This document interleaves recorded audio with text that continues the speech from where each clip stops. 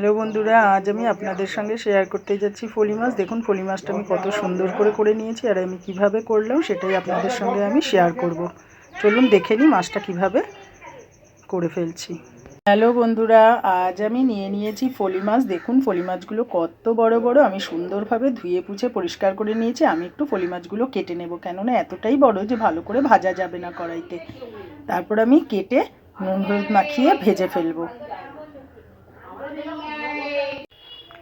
দেখুন আমি মাছগুলোকে কেটে সুন্দরভাবে নিয়ে চলে এলাম। এবার আমি হলুদ নুন মাখিয়ে নেবো। আর এই পাশে দেখুন কড়াইয়ের তেলটাও কিন্তু বসিয়ে দিয়েছি। কড়াইয়ের তেলটা গরম হলে আমি মাছগুলোকে দিয়ে দিচ্ছি।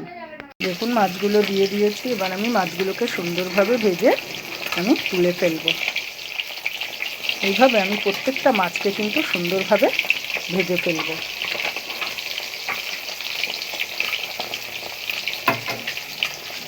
দেখুন মাছটা কত সুন্দরভাবে ভাজা হয়ে গেছে। এবার আমি এক এক করে এইভাবে মাছগুলোকে তুলে ফেলছি। এখন কষানোটা কত সুন্দরভাবে হয়ে গেছে। এবার আমি দিয়ে দিচ্ছি পরিমাণ মতো জিরে গুঁড়োটা, আর দিয়ে দেবো চেরা কাঁচা লঙ্কা। গরম পড়ে গেছে, আর এই মাছটা কিন্তু একদম পাতলা করে অতি সাধারণভাবেই আমি রান্নাটা করবো। আর এই মাছটা কিন্তু অতি সাধারণভাবে করে খেতেই কিন্তু বেশি ভালো লাগে। ঝোলটাও কিন্তু একটু পাতলা পাতলা হবে। একদম শুধু জিরে গুঁড়ো দিয়ে আমি আপনাদের সঙ্গে মাছ রান্নাটা শেয়ার করলাম। দেখুন কত সুন্দরভাবে কষানোটা হয়ে গেছে। মশলার গা দিয়ে কত সুন্দর তেলটা ছেড়ে এসেছে, আর এই মশলার গা থেকে তেলটা ছেড়ে আসা মানেই ভালোভাবেই কষানোটা হয়ে গেছে। এবার আমি দিয়ে দিচ্ছি পরিমাণ মতো গরম জলটা। আমি একটু জলটা বেশি দেবো, কেন ঝোলটা কিন্তু একদম পাতলা মতো করব। এইবার ঝোলটা ফুটতে সময় দেব। এখন ঝোলটা কত সুন্দরভাবে ফুটে গেছে। এবার আমি ভাজা মাছগুলোকে কিন্তু এক এক করে দিয়ে দিলাম।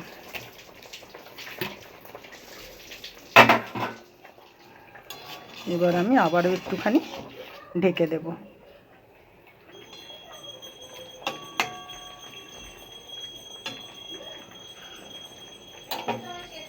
ঝোলটা কত সুন্দরভাবে হয়ে গেছে, আর আমি দিয়ে দিচ্ছি কুচনো ধনেপাতাগুলো।